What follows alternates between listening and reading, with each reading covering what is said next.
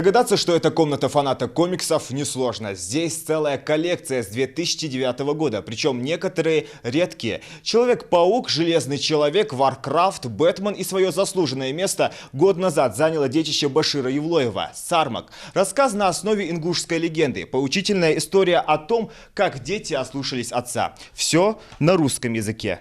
Первый и единственный в Ингушетии комикс. Тираж 1000 экземпляров, больше половины из которых распродано. Идея создания пришла давно, вместе с увлечением рисовать. А после участия на молодежном форуме «Машук» 2 года назад, выиграв грант в размере 300 тысяч рублей, она воплотилась в реальность. И что самое важное, первый блин не получился комом. Да, я очень доволен этой первой работой. Я недавно, год назад, участвовал на Комик-коне в Москве. Я встретил там Bubble Comics редакторов. Я показал свой комикс. Они сказали, что ошибки хоть есть немножко, но комикс уже продаваемый. Они были удивлены том, что я создал это первый раз, такой комикс. Ну, я с ними пообщался. Это самая большая редакция в России, которые продают свои комиксы.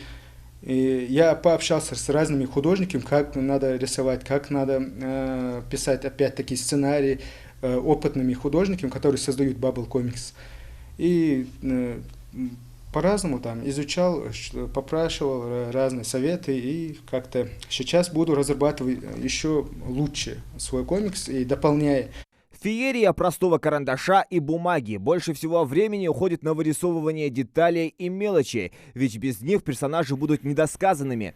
Черновые эскизы делаются всего за 5 минут. На полноценный рисунок уходит 2 часа, а для создания всех образов 24 дня. И то без раскраски. Чтобы комикс вышел в свет, нужно изучить материал, представить, написать. На это уходит несколько месяцев. Тем более, когда над одним изданием, в отличие от многих известных компаний, работает всего лишь пару человек. Я создаю один персонаж где-то 20 раз.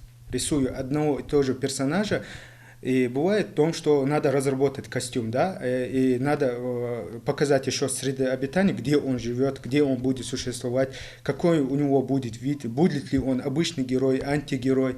И, ну, бывает там потихоньку стилизация персонажа, потихоньку период изменения персонажа.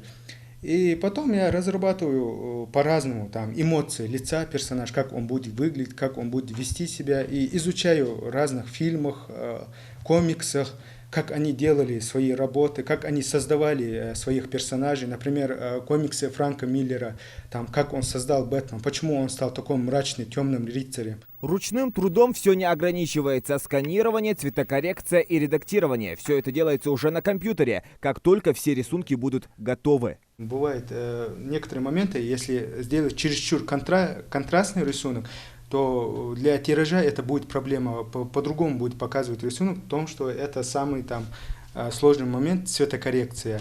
А потом приходят там связанные с словами, там это уже занимается мой редактор. У меня чисто работа сделать цветокоррекцию, отсканировать, рисовать и придумывать сюжеты.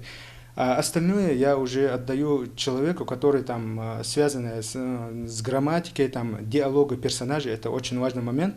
И в том, что если один человек это разрабатывает, и в том, что не успеваешь, не видишь ошибки ясно.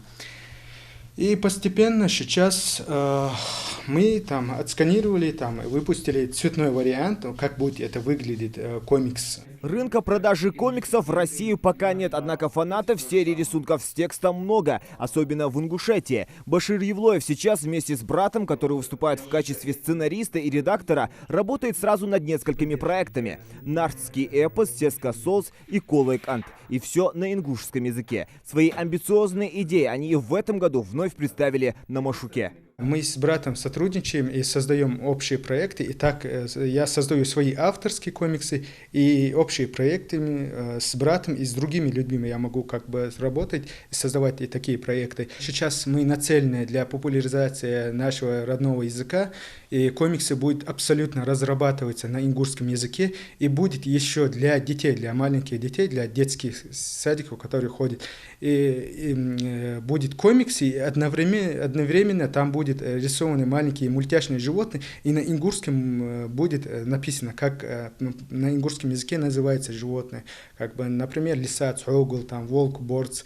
Вот такие моменты будут для изучения своего родного языка, и там будут добавлены цвета, разные цвета, и будет написано разные надписи на ингушском языке, как это, например, желтый цвет, ажах цвет, там, что по-разному будет. 26-летний арт-художник сотрудничает с крупными мировыми компаниями по разработке популярных видеоигр и мультфильмов. Башир Евлоев – фрилансер, то есть свободный художник.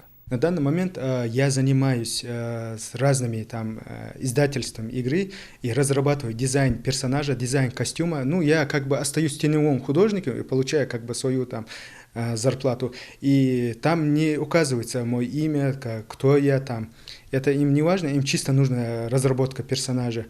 Ну, на данный момент я сейчас сотрудничаю Inti Ziban, разработка компьютерной игры. Сейчас они разработали Diesel Guns, сейчас у них еще будут новые проекты, которые должны выйти. Я как художник по найму буду с ними сотрудничать.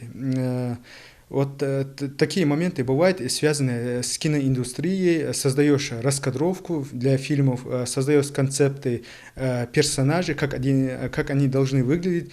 Комиксы вобрали в себя сразу несколько искусств, поэтому талантливый парень собирается дойти до конца и собрать уникальную коллекцию ингушских рассказов, отличающихся своими неповторимыми персонажами. Помимо прочего, молодой человек в этом году принимает участие в еще одном всероссийском грантовом конкурсе для реализации очередного амбициозного проекта. Но всех карт пока не раскрывает. Зелимхан Калоев, Рахман Цуров, Новости 24.